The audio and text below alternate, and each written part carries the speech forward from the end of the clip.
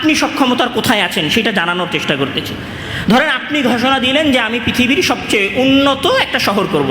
Just imagine যে Dubai মনে করতেছে যে আমি পৃথিবীর সবচেয়ে উন্নত শহর। ওকে, দুবাই যে ইঞ্জিনিয়ারকে দিয়ে কাজ করেছে সেই ইঞ্জিনিয়ারটা ছিল ইউরোপ বিশ্বের। দুবাই যে এআই প্রযুক্তি দিয়ে তার বিল্ডিংগুলোকে উন্নত করেছে সেই এআই প্রযুক্তি হচ্ছে গুগলের। উদাহরণ দিচ্ছি, আপনি যে শহরটা তৈরি করেছেন, এবার আপনার শহর ধরেন ওইটাকে আমরা কি বলি, যেটা দিয়ে মাটি খোঁড়া হয়, জেসিপিটাও আমেরিকান কোম্পানির। যেই ট্রাকে করে আপনি পাথর বহন করছেন ওই পাথর বহনকারী কোম্পানিটা হচ্ছে দক্ষিণ কোরিয়া অথবা জাপানের। তারপরে আপনি যেটা দিয়ে ঢালাই করতেছেন বিল্ডিংটা, ওই বিল্ডিংটাও বাইরের, ঢালাই করার মেশিনগুলো বাইরের একটা কোম্পানি। বিল্ডিংটা রেডি করার পরে আপনি যে লিফটগুলো কানেক্ট করতেছেন, লিফটগুলোতে যে এআই সুবিধা দিতেছেন, আপনার ডোর লকে যে এআই আপনি দিচ্ছেন, এই এআই লকগুলো, আপনার ডোর লকগুলো, আপনার লিফটগুলো সব হচ্ছে ইউরোপ বিশ্ব থেকে আসা। ঠিক আছে, আপনার শহরটা রেডি হয়ে গেছে। শহরটা রেডি হওয়ার পরে এই শহরে আপনার দেশের মানুষেরা যে গাড়িগুলোতে ব্যবহার করতেছে সেই গাড়িগুলোর নাম বিএমডাব্লিউ, মার্সিডিজ, ফোর্ড, লুমবারগিনি, তারপর হচ্ছে Rolle's Royals, range rover, GMC, এই যে কোম্পানিগুলো, কার্ডিলাক, আপনি এই দামি দামি গাড়িগুলো ব্যবহার করতেছেন। আপনার ওই ইনভেস্ট করা $500 বিলিয়ন খরচ করে আপনি একটা শহর নির্মাণ করেছেন, যেই শহরের গর্ত খোঁড়া থেকে নিয়ে শুরু করে শহর রেডি হওয়ার পরে যে গাড়িগুলো চলাফেরা করতেছে সেই গাড়িগুলো হচ্ছে বাইরের। যে গাড়িগুলো চলাফেরা করতেছে সেই গাড়িগুলোও হচ্ছে বাইরের। ওকে, এবার আসেন সামারি করি। আপনি যে মোবাইলটা চালান সেই মোবাইলটা আপনার না। আপনি যে কম্পিউটারে বসে গবেষণা করেন সেই কম্পিউটারটাও আপনার না। আপনি যে গাড়িতে ঘুরে চলাফেরা করছেন সেই গাড়িটাও আপনার না। আপনি যেখানে গিয়ে চিকিৎসা নিচ্ছেন সেই চিকিৎসার যন্ত্রপাতিগুলোও আপনার না। আপনি যে ডিফেন্স সিস্টেম ইনস্টল করে রেখেছেন আপনার দেশকে সংরক্ষণ করার জন্য সেই ডিফেন্স সিস্টেমও আপনার না। আপনি যে উন্নত শহর প্রতিষ্ঠা করেছেন সেই উন্নত শহর প্রতিষ্ঠা করার জন্য আপনি যে যন্ত্রপাতিগুলো ব্যবহার করেছেন সেগুলোও আপনার না।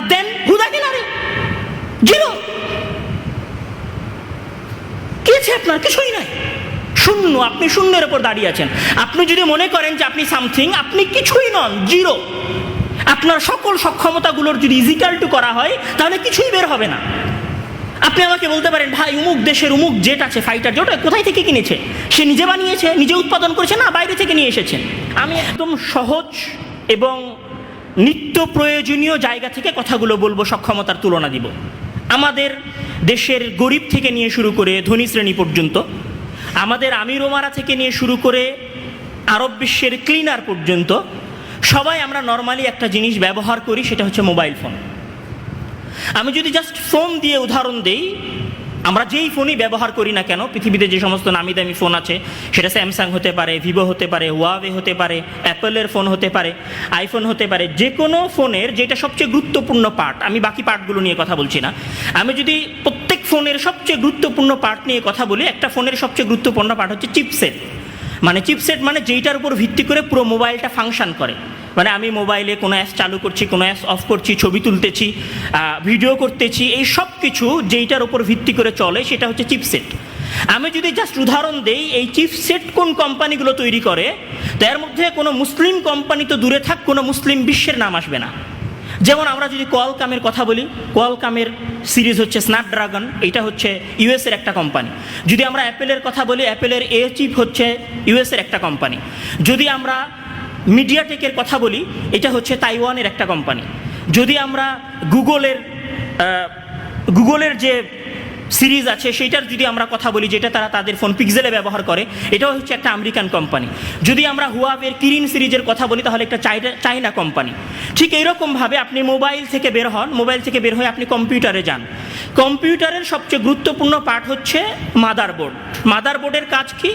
মাদারবোর্ড হচ্ছে কম্পিউটারের অন্যান্য গুরুত্বপূর্ণ পার্টগুলোতে বিদ্যুৎ সরবরাহ করে, অন্যান্য গুরুত্বপূর্ণ পার্টগুলোর ফাইলগুলোকে ট্রান্সফার করতে সহযোগিতা করে। এইটাকে বলা হয় মাদারবোর্ড। এই মাদারবোর্ডের উপরে সিপিইউ থাকে, এই মাদারবোর্ডের উপরে জিপিইউ থাকে, এই মাদারবোর্ডের উপরে র্যাম লাগানো হয়। তো এই মাদারবোর্ড তৈরি করতে যে জিনিসটার সবচেয়ে বেশি প্রয়োজন হয় সেটাকে বলা হয় পিসিবি। পিসিবি অর্থ প্রিন্টেড সার্কিট বোর্ড। এই যে সামান্য ছোট্ট একটা জিনিস যেইটা আমরা কম্পিউটারে ব্যবহার করতেছি আমাদের মাদারবোর্ডটাকে তৈরি করার জন্য, এই পিসিবি কোন কোম্পানিগুলো তৈরি করে? এই পিসিবির 50% উৎপাদন করে চাইনা কোম্পানি। তারপরে উৎপাদন করে ইউএসের কিছু কোম্পানি, এবং এর সাথে জাপানের প্যানাসোনিক, সনি, দক্ষিণ কোরিয়ার স্যামসাং, এলজি, তাইওয়ানের অ্যাসোস, মিগাবাইট, এমএসআই, এইগুলো হচ্ছে পিসিবি মাদারবোর্ডের এই গুরুত্বপূর্ণ পার্টটাকে উৎপাদন করে। যদি আমরা এখান থেকে যাই, আরেকটু এগিয়ে যাই, ধরেন এই যে আমরা ছবি তুলছি, ছবিটা উঠানোর পরে আমরা ছবিটাকে এডিট করি, ছবিটাকে সুন্দর করার চেষ্টা করি। আমাদের ছাত্ররা কম্পিউটারে বসে, আমাদের অনেক ভাই অনলাইনে বসে কম্পিউটারের মাধ্যমে টাকা আর্ন করে, তারা একটা ডিজাইন করে। এই ডিজাইনটা করে কিসের মাধ্যমে? গ্রাফিক্সের মাধ্যমে। এই গ্রাফিক্সের যে কোম্পানিগুলো গ্রাফিক্সের এই জিপিইউ এই প্রযুক্তিটাকে সরবরাহ করে, এর মধ্যে কোনো মুসলিম দেশ অথবা মুসলিম বিশ্বের নাম নাই। এখান থেকে বের হয়ে আরেকটু কমন কথাই যায়, ধরেন এই যে 5G এবং 4G নেটওয়ার্ক। আমি যদি 5G এবং 4G নেটওয়ার্কের কথা বলি, আমরা মনে করি যে আমাদেরকে মনে হয় গ্রামীণ ফোন 5G নেট দেয়, আমরা মনে করি রবি মনে হয় আমাদেরকে 5G নেট দেয়। না, রবিরা হচ্ছে জাস্ট একটা ডিলারের মতো, গ্রামীণ ফোন কোম্পানি হচ্ছে একটা ডিলারের মতো। এখানে যারা 4G এবং 5G উৎপাদন করেছে এবং যারা 4G এবং 5Gর প্রযুক্তিগুলোকে সরবরাহ করে, এই দুইটার কোনোটাতেই গ্রামীণ ফোন, রবি, বাংলা লিঙ্ক, জিও, সৌদির আর যে কোনো কোম্পানি, মোবাইলি, এদের কারো কোনো হাত নেই। এরা কি করে? বাইরের বিশ্বগুলো থেকে 4G এবং 5Gর প্রযুক্তিটাকে কেনে এবং সেইটাতে সার্ভিস দেয় আমাদের দেশে, বাংলাদেশে, পাকিস্তানে, ভারতে, সৌদি আরবে। তো এটা কারা উৎপাদন করে? এই 4G 5G নেটওয়ার্ক যারা উৎপাদন করে, এর মধ্যে সবই অমুসলিম কোম্পানি। আমি যদি বলি এটার প্রযুক্তির মূল মালিকানা কাদের, তাহলে মূল মালিকানা হবে সুইডেনের এরিকসন কোম্পানি, যুক্তরাষ্ট্রের কোয়ালকমের, নোকিয়া হচ্ছে ফিনল্যান্ডের কোম্পানি, হুয়াওয়ে হচ্ছে চীনের কোম্পানি, স্যামসাং হচ্ছে দক্ষিণ কোরিয়ার কোম্পানি, জিটি হচ্ছে চীনের কোম্পানি। এরাই এই 4G এবং 5G নেটওয়ার্কটাকে সরবরাহ করে। আর এই 4G এবং 5G নেটওয়ার্কটাকে সরবরাহ করতে যে ধরনের সরঞ্জামাদি প্রয়োজন, সেগুলোও তারা সরবরাহ করে। মানে আপনি যতই পারমাণবিক শক্তিধর দেখেন পাকিস্তানকে, যতই শক্তিধর দেখেন আপনি তুরস্ককে, যতই শক্তিধর দেখেন আপনি মিশরকে, যতই শক্তিধর দেখেন আপনি সৌদি আরবকে, যতই উন্নত মনে করেন আপনি মালয়েশিয়াকে, যতই আধুনিক মনে করেন আপনি দুবাইকে, আমরা কেউ এই প্রোডাক্টগুলো সার্ভিস বা এই প্রোডাক্টগুলো সমাজে মানুষের কাছে রপ্তানি করতে পারি না। আমরা এগুলো বাইরে থেকে নিয়ে আসি, নিয়ে এসে সেটা আমাদের দেশে আমরা অ্যাসেম্বল করি। আমি যদি এখান থেকে বের হয়ে আরেকটু সামনে যাই, ধরেন আমরা মোবাইল ইউজ করি, আমরা অনেকে জিপিএস মানে গুগল ম্যাপিং, মানে এক জায়গা থেকে আরেক জায়গায় যাওয়ার জন্য গুগল ম্যাপ আমরা ব্যবহার করি। তো গুগল ম্যাপ কিসের মাধ্যমে কাজ করে? গুগল ম্যাপ জিপিএস সিস্টেমের মাধ্যমে কাজ করে। 1987 সালে আমেরিকান এয়ারফোর্স সর্বপ্রথম জিপিএসের এই টেকনোলজিটা আবিষ্কার করে এবং 1987 সাল থেকে নিয়ে শুরু করে 2000 সাল পর্যন্ত তারা এটা গোপনে ব্যবহার করে। 2000 সালের পরে তারা এই জিপিএস টেকনোলজিটাকে পুরো বিশ্বের জন্য আম করে দেয়। এবার আপনি কল্পনা করেন যে তারা যেই প্রযুক্তি 1987 সালে উৎপাদন করেছে, যেটা 2000 সালে আমাদের জন্য আম করে দিয়েছে, তার চাইতে কত উন্নত প্রযুক্তি এখন তারা ব্যবহার করতেছে। এই কারণে এই জিপিএস টেকনোলজি থেকে বের হয়ে যাওয়ার কারণে, যেহেতু এটা এখনও ফুললি আমেরিকান সরকার বা আমেরিকান এয়ারফোর্স এটাকে নিয়ন্ত্রণ করে, এই জন্য রাশিয়া, চীন, ফ্রান্সের মতো উন্নত দেশগুলো নিজস্ব জিপিএস সিস্টেম টেকনোলজি তৈরি করেছে। এটাতে গেল মোবাইলের পার্ট বা কম্পিউটারের পার্ট। আমরা যদি এখান থেকে একটু বের হয়ে যাই, ধরেন যদি আমরা মেডিকেলের দিকে যাই, আমরা সবাই চিকিৎসা নিতে ভালোবাসি। আমাদের ধনিক শ্রেণীর মাঝে চিকিৎসা নেওয়ার একটা টেন্ডেন্সি আছে, রোগ আছে। আমাদের আরব বণিকরা স্বল্প জ্বর হলেই সিঙ্গাপুর, কানাডা, থাইল্যান্ডে চিকিৎসা করার জন্য যেতে ভালোবাসেন।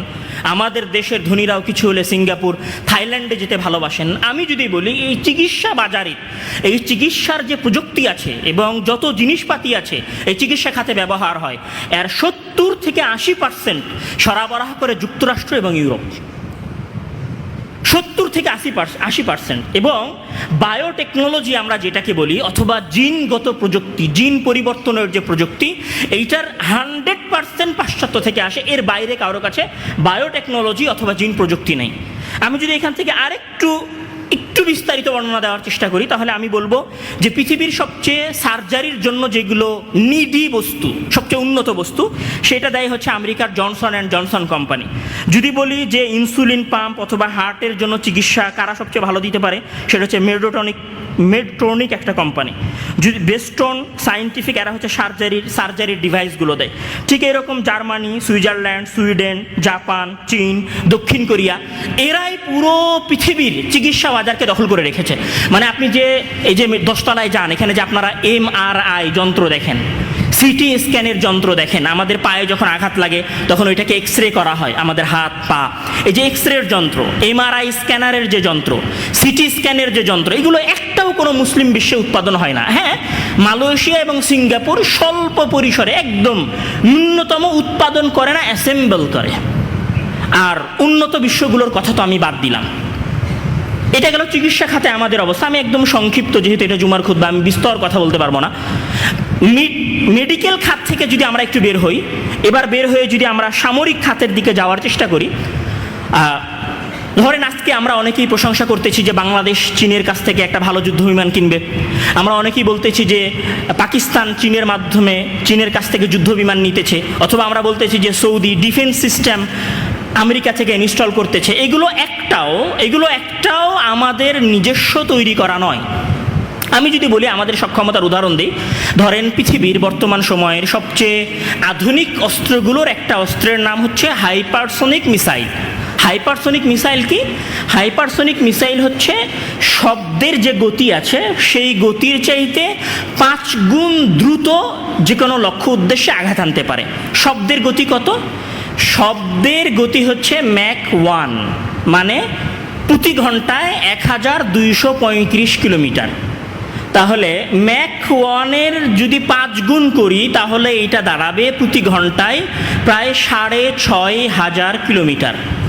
মানে একটা মিসাইল যদি সেটা হাইপারসোনিক মিসাইল হয়, তাহলে এই হাইপারসোনিক মিসাইল প্রতি ঘন্টায় যেতে পারে 6500 কিলোমিটারের পথ। মানে হাইপারসোনিক বিমানটা যদি কথার কথা ইন্ডিয়ার কাছে থাকে, ইন্ডিয়া 5 সেকেন্ডে বাংলাদেশের যে কোনো অঞ্চলে হামলা করতে পারবে। যদি এইটা ইসরায়েলের কাছে থাকে হাইপারসোনিক বিমান, তাহলে এই হাইপারসোনিক মিসাইলের মাধ্যমে ইসরায়েল যে কোনো মুহূর্তে 5 থেকে 10 মিনিটের ব্যবধানে সৌদি আরবে হামলা করতে পারবে, সৌদি আরব কোনো প্রস্তুতি গ্রহণ করার পূর্বেই। এই ম্যাকের আবার পাওয়ার আছে। রাশিয়ার কাছে এইটা সর্বোচ্চ ম্যাক 20, মানে শব্দের গতির চাইতে 20 গুণ জোরে, মানে প্রতি ঘন্টায় 20,000 কিলোমিটার যেতে পারে একটা মিসাইল। এখান থেকে যদি আরেকটু বের হই, ধরেন সাবমেরিন আমরা চিনি। সাবমেরিন মানে এমন যুদ্ধজাহাজ যেটা পানির নিচে ডুবে থাকে।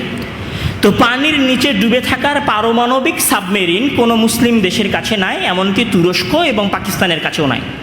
এই সাবমেরিনের বৈশিষ্ট্য কি? এই সাবমেরিন যদি একবার ডুব দেয় তাহলে 6 মাস পানির নিচে থাকতে পারে। 6 মাস পানির নিচে থাকার পরে সে যে কোনো অঞ্চলে গিয়ে হামলা করতে পারে। এটা হচ্ছে সাবমেরিন, পারমাণবিক সাবমেরিনের ক্ষমতা।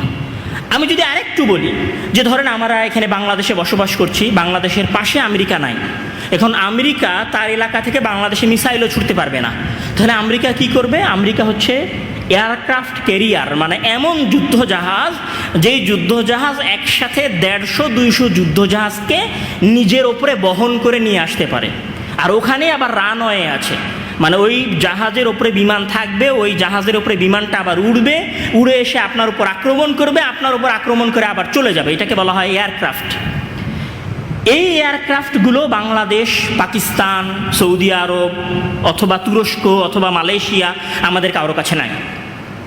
আমি অন্য টেকনোলজিগুলোর কথা বাদ দিলাম যেগুলোর দিকে এখন বিশ্ব যাচ্ছে, রানিং যেগুলো আছে আমি সেগুলোর কথা বলতেছি। ধরেন এখন আপনি বলতে পারেন, হ্যাঁ ভাই সৌদি আরব তো থার্ড যেইটা ডিফেন্স সিস্টেম সেটা কিনতেছে, অথবা S-400 আছে সেটা কিনতেছে, অথবা ইসরায়েলের বোরাক আছে পাকিস্তান সেটা কিনতেছে।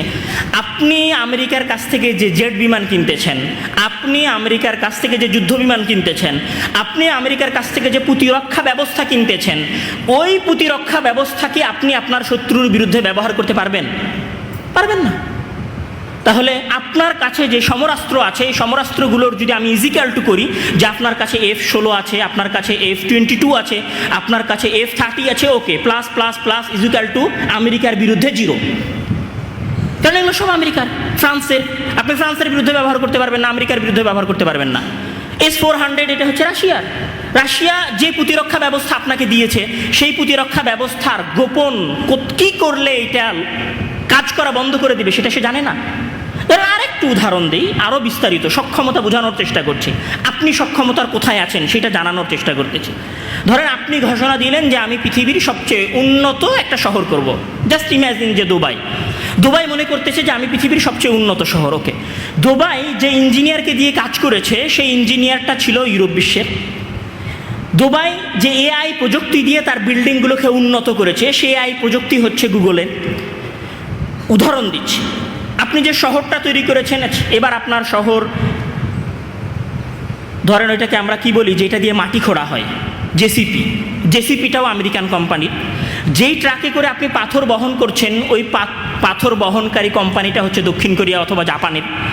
তারপরে আপনি যেটা দিয়ে ঢালাই করতেছেন বিল্ডিংটা, ওই বিল্ডিংটাও বাইরের, ঢালাই করার মেশিনগুলো বাইরের একটা কোম্পানি। বিল্ডিংটা রেডি করার পরে আপনি যে লিফটগুলো কানেক্ট করতেছেন, লিফটগুলোতে যে এআই সুবিধা দিতেছেন, আপনার ডোর লকে যে এআই আপনি দিচ্ছেন, এই এআই লকগুলো, আপনার ডোর লকগুলো, আপনার লিফটগুলো সব হচ্ছে ইউরোপ বিশ্ব থেকে আসা। ঠিক আছে, আপনার শহরটা রেডি হয়ে গেছে। শহরটা রেডি হওয়ার পরে এই শহরে আপনার দেশের মানুষেরা যে গাড়িগুলোতে ব্যবহার করতেছে সেই গাড়িগুলোর নাম BMW, মার্সিডিজ, ফোর্ড, লুমবারগিনি, তারপর হচ্ছে Rolle's Royals, range rover, GMC, এই যে কোম্পানিগুলো, কার্ডিলাক, আপনি এই দামি দামি গাড়িগুলো ব্যবহার করতেছেন। আপনার ওই ইনভেস্ট করা $500 বিলিয়ন খরচ করে আপনি একটা শহর নির্মাণ করেছেন, যেই শহরের গর্ত খোঁড়া থেকে নিয়ে শুরু করে শহর রেডি হওয়ার পরে যে গাড়িগুলো চলাফেরা করতেছে সেই গাড়িগুলো হচ্ছে বাইরের।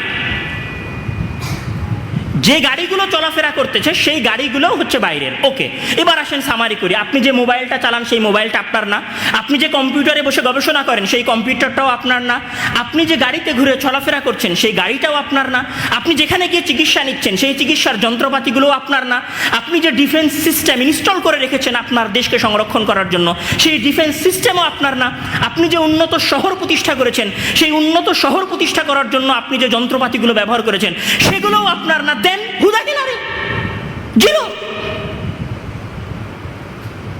আপনার কিছুই নাই, শূন্য। আপনি শূন্যের উপর দাঁড়িয়ে আছেন। আপনি যদি মনে করেন যে আপনি সামথিং, আপনি কিছুই নন, জিরো। আপনার সকল সক্ষমতাগুলোর যদি ইজিক্যাল টু করা হয় তাহলে কিছুই বের হবে না। আপনি আমাকে বলতে পারেন ভাই উমুক দেশের উমুক জেট আছে, ফাইটার জেট, কোথায় থেকে কিনেছে? সে নিজে বানিয়েছে, নিজে উৎপাদন করেছে, না বাইরে থেকে নিয়ে এসেছে? ধরেন আমি আব্দুর রহমান এখন কথা বলতেছি, এখানে গুগলের হচ্ছে ভয়েস শ্রবণের সক্ষমতা দেওয়া হচ্ছে। আমি যা বলতেছি তার সবই গুগল তার জায়গায় বসে, সেন্টারে বসে শুনতে পাচ্ছে। আমি যে স্ট্যাটাসটা দিতেছি, আমি একটু বোকামির উদাহরণ দিই জাস্ট ফর ফান। আমাদের বাংলাদেশে এক শ্রেণীর ভাই আছে, বা পৃথিবীতে অন্য দেশে, বাংলাদেশে এখন নাই বললেই চলে, যারা জিহাদ করতে চায়। ওকে, জিহাদ করার জন্য সে একটা গ্রুপ ক্রিয়েট করেছে। কোথায়? হোয়াটসঅ্যাপে। দিয়ে মেসেজ দিচ্ছে যে অমুক অঞ্চলে আক্রমণ করব। গাধা, ওই হোয়াটসঅ্যাপটা তো আমেরিকা, অন্য আর একটা দেশের, একটা অমুসলিম রাষ্ট্রে। তুমি যে ফেসবুকে চ্যাট করতেছো, যে ফেসবুকে আমেরিকার বিরুদ্ধে স্ট্যাটাস দিতেছো, ওই ফেসবুকটা কার? মার্ক জুকারবার্গের, যে ইহুদি। তুমি যে ইনস্টাগ্রামে রিলস ছাড়তেছো, ইনস্টাগ্রামটা কার? তোমার। তুমি যে টুইটার অথবা এক্সে তোমার আপডেট দিতেছো, এই টুইটার এবং এক্সটা কার? আমি যা কথা বলছি, আমি যা পোস্ট দিচ্ছি, আমি যেখানে চিকিৎসা করছি, আমি যেই কম্পিউটারে বসে রিসার্চ করতেছি, তার একটাও, তার বিন্দুমাত্র একটা কণাও আমার না। বিন্দুমাত্র একটা কোনো আপনাকে এটা বিশ্বাস করতে হবে যে আপনি এই পৃথিবীর সক্ষমতার কোথাও নেই, কোথাও। আজকে যেই জায়গায় ইউরোপ বিশ্ব দাঁড়িয়ে আছে, আপনি যদি সেই জায়গায় যেতে চান তাহলে আপনার 500 বছর লাগবে। ওকে, তাহলে এখন যুদ্ধ হবে কিসের ভিত্তিতে? আমাদের লড়াই হবে কিসের ভিত্তিতে? প্রতিরোধ হবে কিসের ভিত্তিতে? 500 বছর ট্রাই করব, 500 বছর চেষ্টা করব। ওকে, 500 বছর আমি ট্রাই করলাম, 500 বছরে তারা কোথায় যাবে? তাহলে এইখানে সিস্টেমটা এরকম না যে আমি বসে বসে প্রস্তুতি নিব আর সেও সামনে আগাতে থাকবে। এখানে সিস্টেমটা, আমি আমার কথা বলতেছি, সিস্টেমটা এরকম হতে পারে যে আমি নিজেকে উন্নত করার চেষ্টা করব আর তারা যেন উন্নত না হতে পারে সেইটার আমি চেষ্টা করব। মানে আমাকে দুইটা একসাথে ব্যালেন্স করতে হবে। আমি যদি তাদেরকে বাধা দিতে না পারি, জাস্ট আমি সামনে এগিয়ে যাওয়ার চেষ্টা করি, তাহলে তারা আমার চাইতে আরও বেশি সামনে এগিয়ে যাবে। দুইটা রাস্তা আমাকে আপনার গ্রহণ করতে হবে, একটা তাদেরকে বাধা দিতে হবে এবং একটা আমাকে নিজে সামনে এগিয়ে যাওয়ার চেষ্টা করতে হবে। আচ্ছা, এটা তো গেল প্রথম অংশ, যেখানে আমরা বের করলাম যে আমরা নিজেরা ইউরোপ বিশ্ব এবং আমেরিকার সক্ষমতায় জিরো এর স্থানে আছি, নাথিং এলস। আমেরিকার পাকিস্তানের পারমাণবিক শক্তির বাইরে আমরা পুরো মুসলিম বিশ্ব আসলে কোথাও এক্সিস্ট করি না।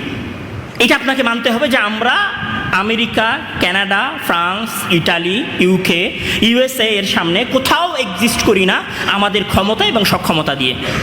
তাহলে আসেন এমন কিছু ইতিহাসের দিকে আমরা যাই যে ইতিহাসগুলোতে মুসলমানদের সক্ষমতা থাকার পরেও মুসলিমেরা পরাজয় বরণ করেছে। প্রথম অংশ আমরা শেষ করেছি, আমাদের সক্ষমতার তুলনা। সেকেন্ড অংশে আমরা আলোচনা করব ওই সমস্ত যুদ্ধ যেইগুলোতে আমাদের ক্ষমতা বেশি ছিল তারপরেও আমরা পরাজয় বরণ করেছি।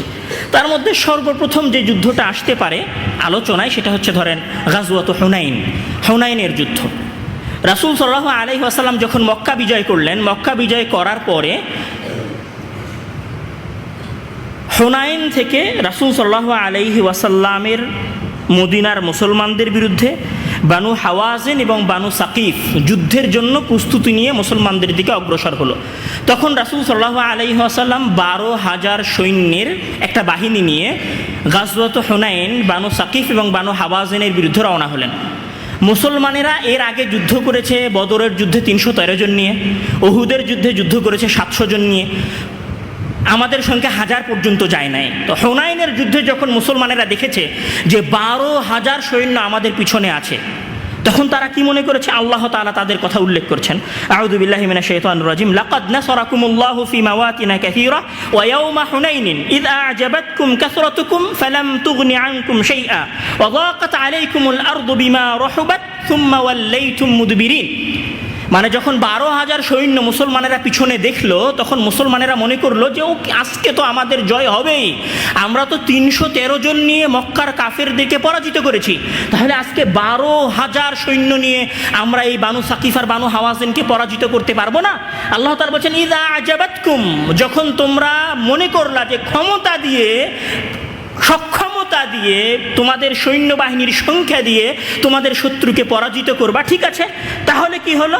ফালাম তুগনি আনকুম শাইআ, এই সৈন্যবাহিনী তোমাদের কোনো কাজে আসেনি। ওয়াল্লাইতুম মুদবিরিন, তোমরা যুদ্ধের ময়দান থেকে পালিয়ে যাচ্ছিলে। আবু হুরায়রা রাদিয়াল্লাহু তাআলা আনহুর আরেকটা হাদিস আছে যেখানে উনি বলছেন যে শাহিদনা মা রাসূলিল্লাহি সাল্লাল্লাহু আলাইহি ওয়াসাল্লাম হুনাইনান ফালাম্মা আলতাকাইনা ওয়াল মুসলিমুনা কাসীরুন ফাআজাবাতনা কাসরাতুনা ফালাম নুগনি আন্না শাইআ। যখন আমরা হুনাইনের যুদ্ধে রাসূলের সাথে বের হলাম, তো আমরা দেখি যে আমাদের পেছনে বিশাল সৈন্যবাহিনী, এটা আমাদেরকে সাহস দিল, আমরা মনে করলাম যে আমরা এই যুদ্ধে জয়ী হব। তিনি বলছেন যে ফালাম নুগনি আন্না শাইআ, এই সংখ্যা আমাদের কোনো উপকার করতে পারেনি। ফাওয়াল্লাইনা মুদবিরিন, আমরা ভয়ে পালিয়ে গেলাম। তখন কি হলো? ফাআকবালা রাসূলুল্লাহি সাল্লাল্লাহু আলাইহি ওয়াসাল্লাম আলা বাগলাতিহিল বাইদা, রাসূল সাল্লাল্লাহু আলাইহি ওয়াসাল্লাম তার সাদা খচ্চরের পিঠে চড়ে সামনের দিকে আসলেন, যার লাগাম ছিল আবু সুফিয়ানের হাতে, এবং ওই খচ্চরের পিঠে সামনে গিয়ে সে রাসূল সাল্লাল্লাহু আলাইহি ওয়াসাল্লাম বললেন, আনা ইবনু আব্দুল মুত্তালিব আনা নাবিয়্যুন লা কাযিব, আমি হচ্ছে আব্দুল মুত্তালিবের সন্তান, আমি কোনো মিথ্যুক নবী নই, কেননা আমি মিথ্যা বলতে পারি না। রাসূল সাল্লাল্লাহু আলাইহি ওয়াসাল্লাম যখন এই হুঙ্কার দিলেন, তখন ইবনে আব্বাস রাদিয়াল্লাহু তাআলা আনহু সাহাবীদেরকে ডাকা শুরু করলেন, ইয়া আসহাবাশ শাজারা ইয়া আসহাবা সূরাতিল বাকারা বলে। যখন এইভাবে মুসলমানদেরকে ডাকা শুরু হলো, মুসলমানেরা আবার সামনের দিকে অগ্রসর হওয়ার চেষ্টা করলো, তখন এবার আল্লাহ তাআলা বলছেন যে সুম্মা আনজালাল্লাহু সাকিনাতাহু আলা রাসূলিহি ওয়া আলাল মুমিনিনা ওয়া আনজালা জুনুদান লাম তারাউহা। যখন মুসলমানেরা পালিয়ে যাচ্ছিল রাসূলের আহ্বানে সাড়া দিয়ে, আগের অহংকারকে ভুলে গিয়ে, আগের ক্ষমতার দাপটকে ভুলে গিয়ে, সক্ষমতার দাম্ভিকতাকে ভুলে গিয়ে যখন মুসলিম সেনাবাহিনী আবার সামনের দিকে অগ্রসর হওয়ার চেষ্টা করলো, মুতাওয়াক্কিলান আলাল্লাহ, আল্লাহর উপরে পূর্ণ ভরসা করে, তখন আল্লাহ তাআলা বলেছেন ওয়া আনজালাল্লাহু, আল্লাহ তাআলা তাদের উপর কি বর্ষণ করলেন? সাকিনাহ, নিরাপত্তা, প্রশান্তি, স্থিতিশীলতা। আর কি করলেন?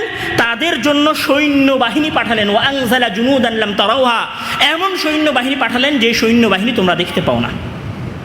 তাহলে হুনাইনের যুদ্ধে সক্ষমতা থাকার পরেও আমরা প্রাথমিকভাবে পরাজয় বরণ করেছি। এই যুদ্ধের বিষয়ে ইমাম ইবনে কাসির রাহিমাহুল্লাহ বলছেন যে এই যুদ্ধে আল্লাহ তাআলা কি চেয়েছেন? আরাদাল্লাহু আন ইউবাইয়িনা লাহুমা আন্না আন-নাসরা লাইসা বিল কাসরাতি ওয়া ইন্নামা হুয়া মিন ইনদিহি, মানে এই যুদ্ধে মহান আল্লাহ তাআলা এটা দেখাতে চেয়েছেন সাময়িক পরাজয় দেখিয়ে যে দেখো তোমরা যদি শুধু সক্ষমতার উপরে ভরসা করো, তোমরা যদি জাস্ট ক্ষমতার উপরে ভরসা করো, তোমরা যদি জাস্ট তোমাদের কুওয়ার উপরে ভরসা করো, তাহলে আমি তোমাদেরকে পরাজয়ের স্বাদ আস্বাদন করাবো যতক্ষণ না তোমরা ঈমানের রূপে পূর্ণরূপে বলিয়ান হও। এটা গেল গাজওয়াত হুনাইন। এরপর আসেন আমরা যদি উহুদের যুদ্ধের কথা বলি, উহুদের যুদ্ধের একটু সিনারি বোঝার চেষ্টা করি। উহুদের যুদ্ধ হয়েছে কখন? উহুদের যুদ্ধ হয়েছে যে দ্বিতীয় হিজরিতে, মানে হিজরতের দ্বিতীয় বছর রাসূল সাল্লাল্লাহু আলাইহি ওয়াসাল্লাম বদরের যুদ্ধ করেছেন। সেটা হচ্ছে রমাজান মাসের 17ই রমাজান। ঠিক বদরের যুদ্ধ হওয়ার এক বছর পরে শাওয়াল মাসে উহুদের যুদ্ধ সংঘটিত হচ্ছে। এই উহুদের যুদ্ধে মুসলমানদের পরিস্থিতি কীরকম? একে তো তারা এক বছর আগে একটা যুদ্ধ করেছে, এই জন্য তারা মানসিকভাবে দুর্বল। আমরা কিছুদিন আগে যুদ্ধ করে ফিরে এসেছি। অন্যদিকে মক্কার কাফের এবং মুশরিকরা উহুদের যুদ্ধ করতে এসেছে প্রতিশোধ গ্রহণের জন্য, যেটা ইবনে হিশাম রাহিমাহুল্লাহ তার সিরাতের মধ্যে বলছেন যে লাম্মা কুতিলা আশরাফু কুরাইশিন বিবদর আকসামু আন লা ইয়াবকু আলাইহিম হাত্তা ইয়াসআরু মিন মুহাম্মাদিন ওয়া আসহাবিহি।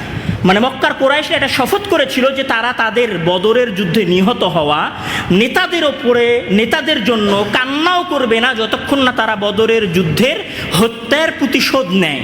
তাহলে উহুদের যুদ্ধ যেমন মুসলমানদের জন্য মানসিকভাবে একটা দুর্বলতার জায়গা ছিল, ঠিক তেমনইভাবে উহুদের যুদ্ধে অমুসলিমদের, মুশরিকদের মানসিক সক্ষমতা অনেক বেশি ছিল, কেননা তারা এই যুদ্ধে প্রতিশোধ পরায়ণ ছিল।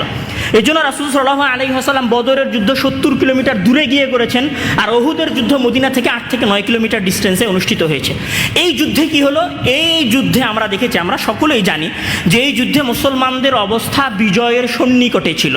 ওকে, বিজয়ের সন্নিকটে থাকার পরে পতন কখন আসলো, পরাজয়ের সূচনা কখন হলো, সেইটাকে মহান আল্লাহ তাআলা কিভাবে বলেছেন? মানে পরাজয়ের সূচনার জন্য মহান আল্লাহ তাআলা যে শব্দটা ব্যবহার করেছেন, সেই শব্দটা কি ছিল? মহান আল্লাহ তাআলা বলছেন যে ইন্নাল্লাযীনা তাওয়াল্লাউ মিনকুম ইয়াওমাল তাকাল জামআন ইন্নামাস্তাযাল্লাহুমুশ শাইতানু বিবা'দি মা কাসাবু। উহুদের যুদ্ধে পরাজয় হয়েছিল ইন্নামাস্তাযাল্লাহুমুশ শাইতান, যখন শয়তান মুসলমানদেরকে পদস্খলন ঘটিয়েছিল, বিভ্রান্ত করেছিল, বিমা কাসাবু, তাদের কোনো পাপের কারণে। তাহলে উহুদের যুদ্ধে মুসলমানদের পদস্খলন হয়েছিল তাদের কোনো গুনাহের কারণে, যেটা আল্লাহ তাআলা ক্ষমা করে দিয়েছেন। রাসূল সাল্লাল্লাহু আলাইহি ওয়াসাল্লামের অন্য আরেকটা হাদিসে আছে বুখারীতে, যে রাসূল সাল্লাল্লাহু আলাইহি ওয়াসাল্লাম উহুদের প্রান্তরের পেছনে একটা বাহিনীকে রাখলেন আব্দুল্লাহ ইবনে জুবাইরের নেতৃত্বে, এবং তাদেরকে বললেন যে তোমরা এই গিরিপথ ছেড়ে চলে যাবে না। রাসূল সাল্লাল্লাহু আলাইহি ওয়াসাল্লাম বলছেন যে ফাগালাবাতহুমুশ শাহওয়াতু, গনিমতের মাল অর্জনের প্রবৃত্তি, হাদিসের ভাষা বলছি, ফাগালাবাতহুমুশ শাহওয়াতু, গনিমতের মাল অর্জনের প্রবৃত্তি যখন আমাদের সাহাবীদেরকে পেয়ে বসলো, তখন তারা ওইখান থেকে রাসূলের আদেশকে লঙ্ঘন করে গনিমতের মাল সংগ্রহ করতে গেলেন।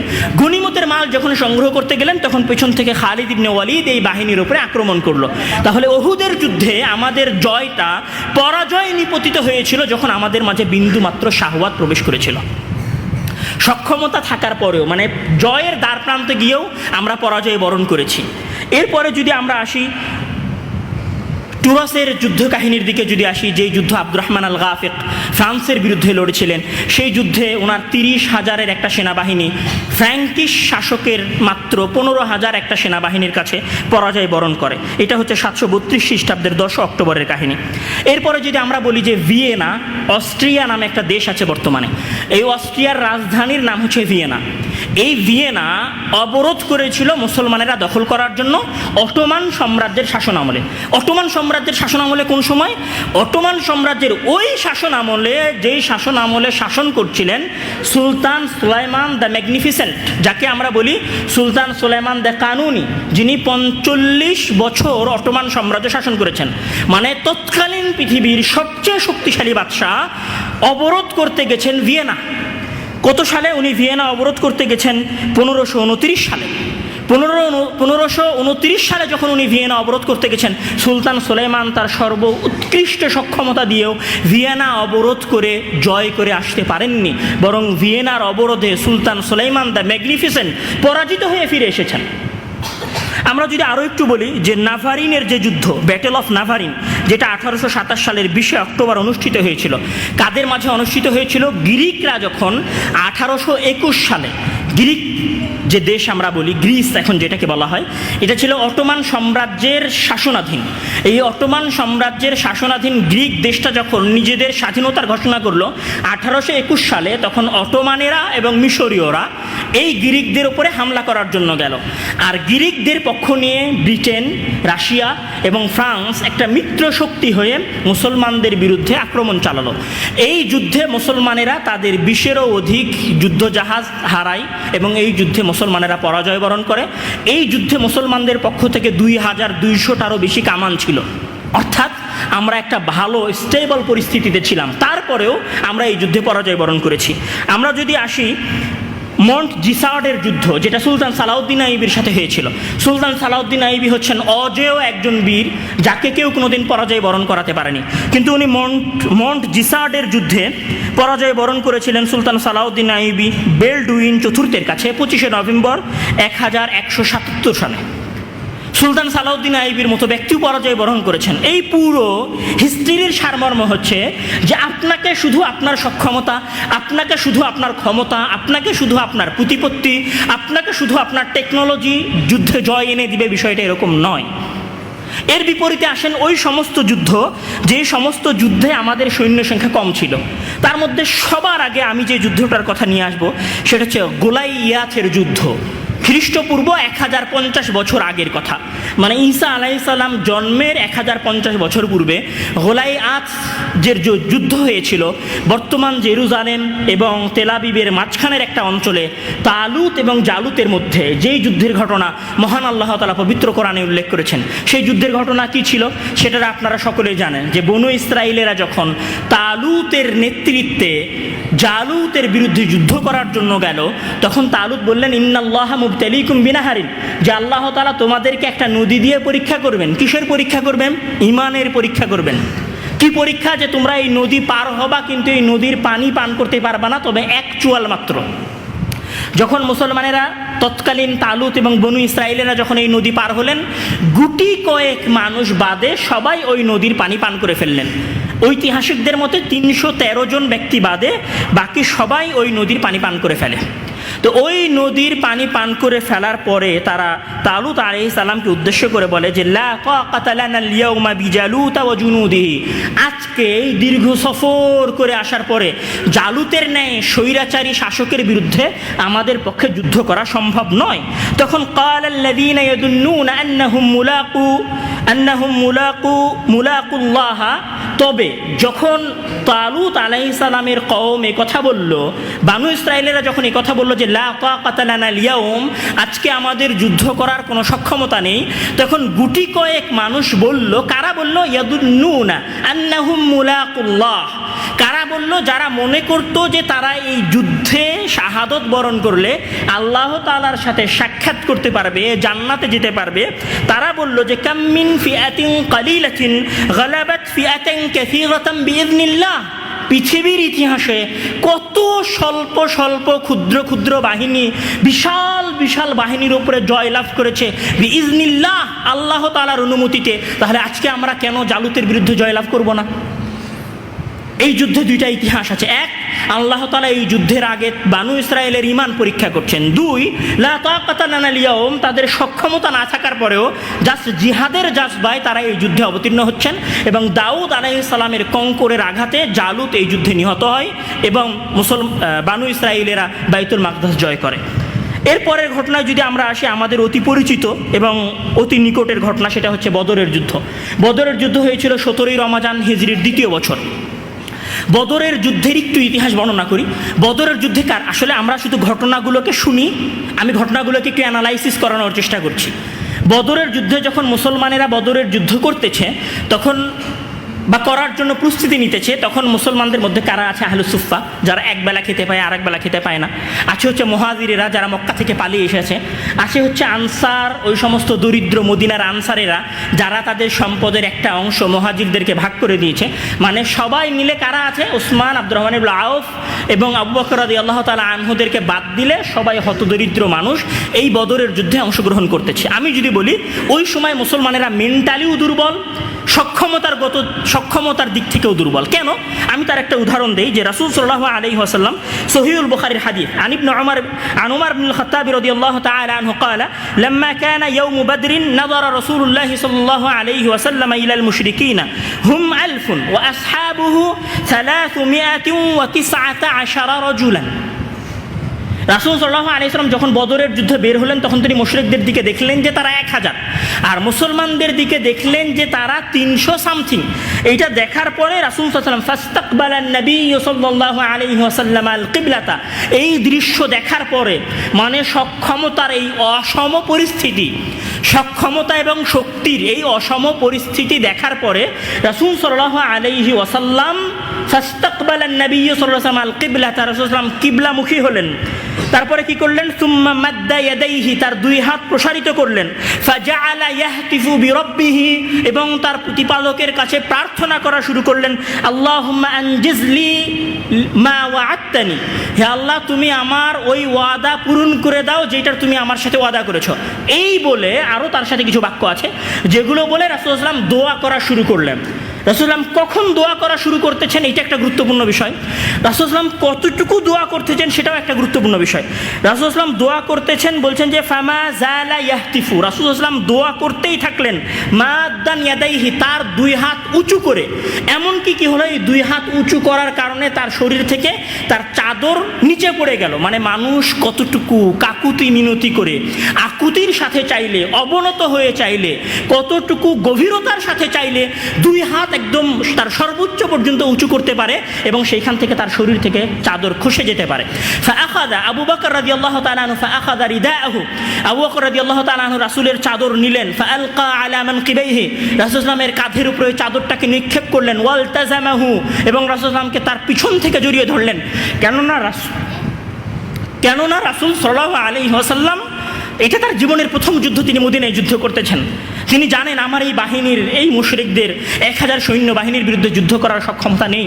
এই জন্য তিনি আল্লাহর দরবারে হাউমাউ করে কাঁদতেছেন। কেননা উনি জানেন যে এই যুদ্ধে শুধু আমাকে একজন জয় করতে পারেন, তিনি হচ্ছে আমার প্রতিপালক। উনি ওনার প্রতিপালককে কি বলেছিলেন? উনি ওনার প্রতিপালককে বলেছিলেন আল্লাহুম্মা ইন তুহলিক হাদিহিল ইসাবাতা মিন আহলিল ইসলাম লা তু'বাদ ফিল আরদি, হে আল্লাহ তুমি যদি এই বাহিনীকে ধ্বংস করে দাও তাহলে এই দুনিয়ায় তোমার আর কেউ ইবাদত করার থাকবে না। তাহলে রাসূল সাল্লাল্লাহু আলাইহি ওয়াসাল্লামের আকুতি মিনতি ছিল যথেষ্ট, এত বেশি ছিল যে তার শরীর থেকে তার চাদর পড়ে গেছে। রাসূল সাল্লাল্লাহু আলাইহি ওয়াসাল্লাম যখন এইভাবে দোয়া করতে থাকলেন তখন আবু বকর রাদিয়াল্লাহু তাআলা আনহু রাসূলকে পেছন থেকে জড়িয়ে ধরলেন এবং বললেন যে কাফাকা মুনাশাদাতুকা রাব্বাক, আপনার জন্য তো আপনার প্রতিপালককে ডাকাটাই যথেষ্ট, আপনি এইভাবে কান্না করছেন কেন? তখন আল্লাহ তাআলা আয়াত নাযিল করলেন। আল্লাহ তাআলা বলছেন যে ইস্তাস্তাগীথুনা রাব্বাকুম ফাস্তাজাবা লাকুম আন্নী মুমিদ্দুকুম বিআলফিম মিনাল মালাইকাতি মুরদিফিন। শুনে রাখো হে সাহাবায়ে কেরাম, যখন তোমরা তোমাদের সক্ষমতা দিয়ে বদরের প্রান্তরে মুশরিকদের বিরুদ্ধে যুদ্ধ করতে পারছিলে না, ইস্তাস্তাগীথুন, তখন তোমরা আমার কাছে সাহায্য প্রার্থনা করছিলে, তখন আমি তোমাদেরকে সাহায্য করেছি। বিআলফিম মিনাল মালাইকা, 1000 ফেরেশতা দিয়ে সাহায্য করেছি। শুধু এখানেই না, আল্লাহ তাআলা তারপরে কি বলছেন? আল্লাহ তাআলা বলছেন যে ইস্তাকুলু লিল মুমিনিনা আলা ইয়াকফিয়াকুম মা ইউমিদ্দাকুম রাব্বুকুম বিসালাসাতি আলাফিন মিনাল মালাইকাতি মুসাওয়ামিন। প্রথমে আল্লাহ তাআলা 1000 পাঠিয়েছেন, তারপরে 3000 পাঠিয়ে মিনাল মালাইকাতি মুনজিলিন। তারপরে অন্য আয়াতে বলছেন বালা আন তাসবিরু ওয়া তাত্তাকু ওয়া ইয়াতুকুম মিন ফাওরিহিম হাদা ইউমদিদকুম রাব্বুকুম বিখামসাতি আলাফিন মিনাল মালাইকাতি মুসাওয়ামিন। বদরের যুদ্ধে মহান আল্লাহ তাআলা রাসূল সাল্লাল্লাহু আলাইহি ওয়াসাল্লামকে 3 বার ফেরেশতা পাঠিয়ে সহযোগিতা করেছেন। প্রথমবারে 1000, তারপরে 3000, তারপরে 5000। এই সাহায্য কেন ছিল? এই সাহায্য ঈমানের কারণে ছিল।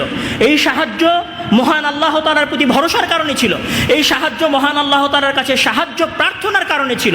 এখানে আরও একটা ঘটনা বললেই নয়, যখন মূসা আলাইহিস সালাম বানু ইসরাঈলকে নিয়ে ফিরআউনের কাছ থেকে পালিয়ে যাচ্ছেন, পালিয়ে যেতে যেতে উনি দেখলেন উনার সামনে মহাসমুদ্র, পিছনে ফেরাউন। যদি ফেরাউন দেখতে পায় তাহলে ফেরাউন মূসা এবং বানু ইসরাঈলকে কচু কাটা করে কেটে ফেলবে। তখন বানু ইসরাঈলের লোকেরা মূসা আলাইহিস সালামকে বলছে ইন্না লামুদরাকুন, কিছুক্ষণ পরেই ফেরাউন আমাদেরকে ধরে ফেলবে এবং আমাদেরকে জবাই করে হত্যা করবে। তখন মূসা আলাইহিস সালাম কি বলছেন? কাল্লা, কখনো কখনো নয়, ইন্না রব্বি সায়াহদিন, আমাকে আমার প্রতিপালক হেদায়েত দেখাবে। যখন বানু ইসরাঈল মুসা আলাইহিস সালামকে বলছে যে ফিরাউন আমাদেরকে ধরে ফেলবে, তখন মুসা আলাইহিস সালাম কোন শক্তির বদৌলতে বলছেন যে ইন্না রব্বি সায়াহদিন, আমাকে আমার প্রতিপালক পথ দেখাবে, যখন সামনে সমুদ্র? এটা কি ছিল? তাওয়াক্কুল আলাল্লাহ ছিল, আল্লাহর তাওয়াক্কুল আলাল্লাহ ছিল, আল্লাহর উপরে ভরসা ছিল। তারপরে মহান আল্লাহ তাআলা কি বললেন লাঠি দিয়ে তুমি সমুদ্রে মারো, সমুদ্রে ভাগ হয়ে গেল, মুসা আলাইহিস সালাম পার হয়ে গেলেন। কেউ কল্পনা করে নাই যে এই সমুদ্রের মধ্যে মুসা আলাইহিস সালাম হয়তো নিজেও ভাবে নাই যে আমি যেই সমুদ্র পার হয়ে গেলাম এই সমুদ্রে ফিরাউন ডুবে মরবে। কিন্তু মুসা আলাইহিস সালাম কি করেছিলেন? ওনার চেষ্টা ছিল। এইটা থেকে যদি আমরা আরেকটু সামনে আগাই, আমরা যদি বলি যে মুতার যুদ্ধের কথা যদি আমরা বলি, মুতার যুদ্ধে মুসলিম সেনাবাহিনীর সংখ্যা ছিল 3000, আর মুতার যুদ্ধের মুসলমানদের অপোজিটে অমুসলিম বাহিনী ছিল তৎকালীন যুগের বাইজেন্টাইন, মানে আজকের আমেরিকা। জাস্ট ইম্যাজিন ইট, যে আজকে যেমন আমি বাংলাদেশ, আমার গুটি কয়েক মানুষ আছে এবং আমেরিকার বিশাল প্রযুক্তি আছে, এইটাকে আপনি কল্পনা করেন মুতার যুদ্ধে মুসলিম সেনাবাহিনীর সদস্য সংখ্যা হচ্ছে 3000, আর অপরদিকে বাইজেন্টাইন সাম্রাজ্যের প্রশিক্ষিত সেনাবাহিনীর সদস্য সংখ্যা হচ্ছে 1 লাখ। 1 লাখ আর 3000-এর একটা সেনাবাহিনী যখন মুতার যুদ্ধে একত্রিত হচ্ছে, তখন এই যুদ্ধে কারা জয়লাভ করেছে? এই যুদ্ধে আব্দুল্লাহ ইবনে রাওয়াহা, তারপর জাফর ইবনে আবি তালিব এবং যায়েদ ইবনে হারিসা রাদিয়াল্লাহু তাআলা আনহু শাহাদাত বরণ করেছেন।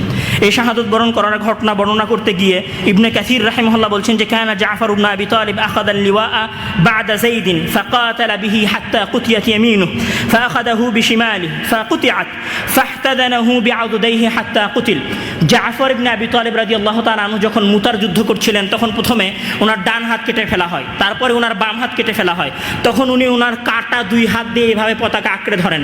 আপনি কি বলতে পারেন যে কোন মানুষ তার হাত কেটে যাওয়ার পরেও পতাকা মাটিতে পড়তে দিতে পারে না? শুধুমাত্র ওই ব্যক্তিই পারে এরকম করতে যার ঈমান সর্বোচ্চ চূড়ায় পৌঁছেছে।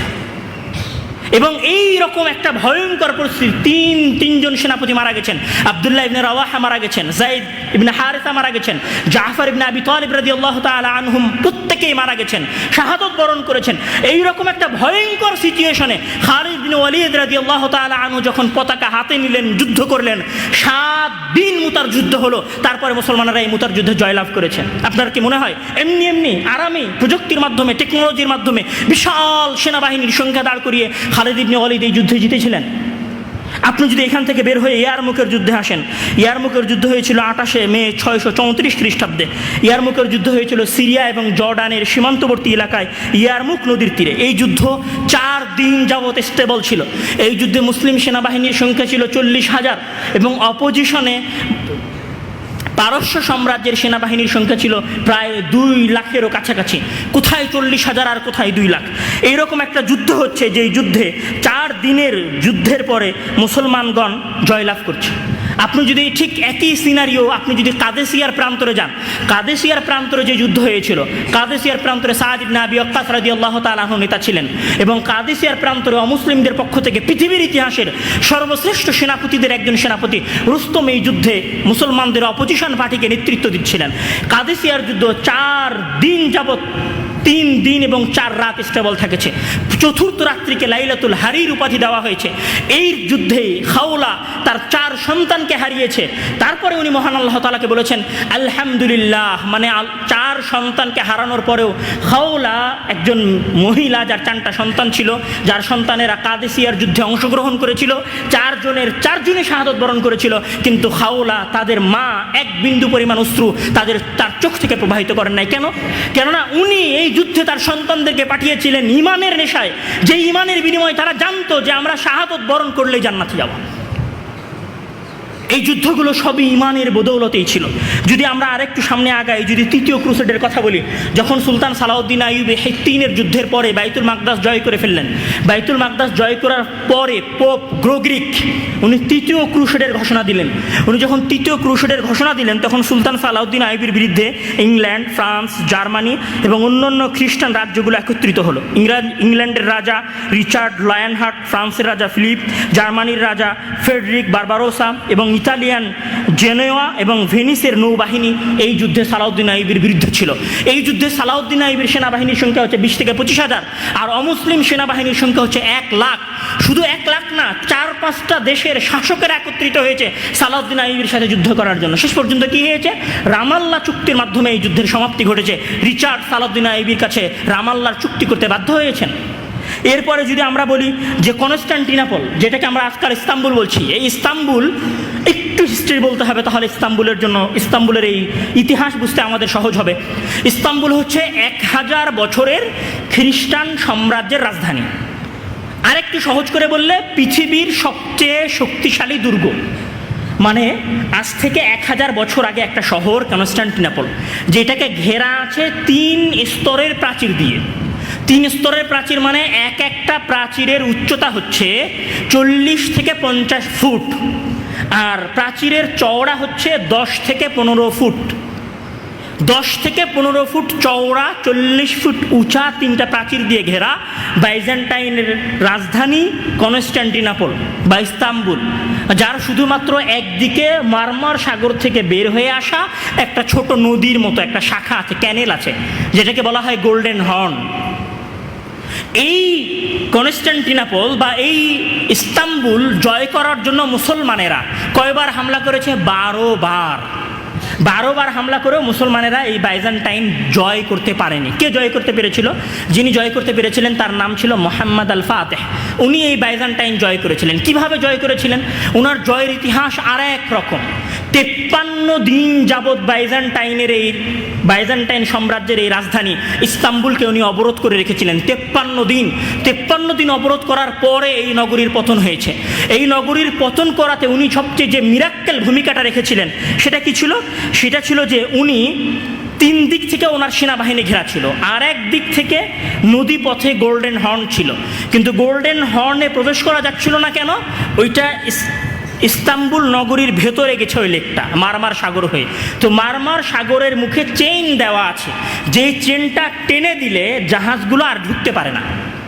যতবার মোহাম্মদ আল ফাতেহ এই দিক দিয়ে ঢোকার চেষ্টা করেছে, উনি একবার ঢুকতে পারেন নাই। তখন উনি কী করলেন? রাতের আধারে, পৃথিবীর ইতিহাসে এই ঘটনা আর কোনোদিন ঘটে নাই, পৃথিবীর ইতিহাসে এই ঘটনা আর কোনোদিন ঘটে নাই। উনি রাতের আধারে ওনার যত নৌবাহিনীর নৌকা ছিল তার মধ্যে 70-এরও অধিক নৌকা পাহাড়ের ওপর দিয়ে, মাটির ওপর দিয়ে, কাঠ বিছিয়ে, আলকাতরা সেইটার ওপরে দিয়ে পিচ্ছল করে পাহাড়ের নিচ থেকে নিয়ে নৌকা তুলে গোল্ডেন হর্নের মধ্যে রাতের আধারে নৌকা নামিয়ে দেন। এই দৃশ্য দেখেই মূলত ইস্তাম্বুলের খ্রিস্টানেরা বুঝে ফেলে যে আমাদের পক্ষে এখন আর জয় করা সম্ভব নয়। এই মিরাক্কেল যিনি ঘটিয়েছিল বা যারা ঘটিয়েছিল তাদের হিস্ট্রি কী ছিল? শুধু কি মোহাম্মদ আল ফাতেহ হুট করে এই যুদ্ধ করেছেন? মোহাম্মদ আল ফাতেহের জীবন হিস্ট্রি খুলে দেখেন যে উনি রাসূল সাল্লাল্লাহু আলাইহি ওয়াসাল্লামের ওই হাদিস সম্পর্কে জানতেন যে ওয়ালা নি'মাল আমিরু আমিরুহা ওয়ালা নি'মাল জাইশু জাইশুহা। কতই না উত্তম আমির ওই আমির যে কনস্টান্টিনোপল জয় করবে, কতই না উত্তম আমির ওই আমির যে কতই না উত্তম সেনাবাহিনী ওই সেনাবাহিনী যেই সেনাবাহিনী ইস্তাম্বুল জয় করবে। এটা মোহাম্মদ আল ফাতেহ জানতেন। এটা ওনার জীবনের একটা লালনা ছিল, একটা স্বপ্ন ছিল। এটা উনি ওনার ঈমান থেকে অর্জন করেছেন এবং উনি ইস্তাম্বুল জয় করার জন্য দীর্ঘ প্রস্তুতি নিয়েছেন। দীর্ঘ প্রস্তুতি নেওয়ার পরে উনি কাদেরকে জয় করেছেন? পৃথিবীর ইতিহাসের 1000 বছরের রোমান সাম্রাজ্যের রাজধানীকে জয় করেছেন, যেটা জয় করা ইম্পসিবল ছিল, অসম্ভব ছিল। শুধুমাত্র ইমানি শক্তির কারণে এই যুদ্ধে মুসলমানরা 53 দিন অবরোধ করে রেখেছে এবং তারপরে জয় ছিনিয়ে নিয়ে এসেছে। আমি যদি আমার ঘটনাগুলোকে এখন সারমর্ম করে নিয়ে আসতে চাই, তাহলে আমরা দেখব যে আমরা যে যুদ্ধগুলো দেখেছি, কিছু যুদ্ধ এরকম ছিল যেগুলোতে মুসলমানদের সক্ষমতা থাকার পরেও মুসলমানরা পরাজিত হয়েছে, আর কিছু যুদ্ধ আমরা এরকম দেখেছি যেইটাতে মুসলমানদের সক্ষমতা না থাকার পরেও মুসলমানেরা জয়লাভ করেছে। কেননা মহান আল্লাহ তাআলা বলেছেন ওয়ালা তাহিনু ওয়ালা তাহসানু ওয়া আনতুম লা আলাউনা ইন কুনতুম মুমিনিন। তোমরা বিচলিত হইও না, চিন্তিত হইও না, জেনে রাখো যে তোমরাই বিজয়ী হবে। ইন কুনতুম মুমিনিন, যদি তোমরা মুমিন হও। এখন মুমিন যদি হই তাহলে জয় আসবে। এখন আমি এবং আপনি পূর্ণ মুমিন কিনা, এইটা হচ্ছে প্রশ্ন।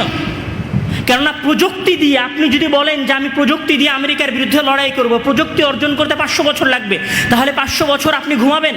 এই 500 বছরে আমেরিকা কোথায় যাবে আর আপনি কোথায় যাবেন? তাহলে যুদ্ধ হবে কিসের ভিত্তিতে? যুদ্ধ হবে আপনার যে সক্ষমতা আছে সেই সক্ষমতার উপর ভিত্তি করেই ঈমানের বলিয়ানে যুদ্ধ হতে হবে। ঈমান যত শক্তিশালী হবে, ঈমান যত পাওয়ারফুল হবে, আপনার বিরোধী দল তত বেশি দুর্বল হবে। আপনার ঈমান বাড়তে থাকলে আল্লাহ তাআলা বিরোধী বাহিনীকে দুর্বল করে দিতে থাকবেন। আর আপনার ঈমান যদি কমতে থাকে, আপনার ঈমান যদি ডাউনফল হতে থাকে, তাহলে আপনার বিরোধী শক্তি তত বেশি শক্তিশালী হবে। মানে আজকে যদি আমরা বাংলাদেশিরা মনে করি, আজকে যদি আমরা আরব বিশ্ব মনে করি যে আমরা আমেরিকাকে আজ থেকে 100 বছর পরে পতন ঘটাতে চাই, তাহলে আমাদের সবার আগে যে জিনিসটা বৃদ্ধি করতে হবে সেটা হচ্ছে আমাদের ঈমানি শক্তি বাড়াতে হবে। আমাদের ঈমানি শক্তি যত বাড়বে, আল্লাহ তাআলার দয়ায় অপোজিশন পার্টি তত বেশি দুর্বল হবে, এবং তারা দুর্বল না হলে তো আমাদের জয়ের কোনো রাস্তা নাই, কোনোদিন রাস্তা উন্মুক্ত হবে না। যেমন মহান আল্লাহ তাআলা বলছেন যে ইন ইয়ানসুরুকুমুল্লাহু ফালা গালিবা লাকুম ওয়া ইন ইয়াখযুলকুম ফামান যাল্লাযী ইয়ানসুরুকুম, যদি আল্লাহ তাআলা তোমাদেরকে বিজয় দিতে চান তাহলে তোমরা বিজয়ী, আর যদি তোমাদেরকে আল্লাহ তাআলা লাঞ্ছিত করতে চান তাহলে তোমাদেরকে বিজয় করার কেউ নাই। মানে কি?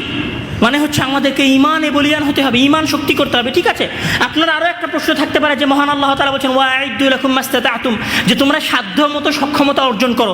আচ্ছা, সাধ্যমতো সক্ষমতা অর্জন করা কিসের সক্ষমতা? সাধ্যমতো সক্ষমতা অর্জন করা অবশ্যই সামরিক খাতে সক্ষমতা অর্জন করা, অবশ্যই প্রযুক্তিতে সক্ষমতা অর্জন করা, আর ঈমানে ডাউন হয়ে যাওয়া। আমি মনে হয় আমার প্রশ্ন বুঝাতে পারিনি।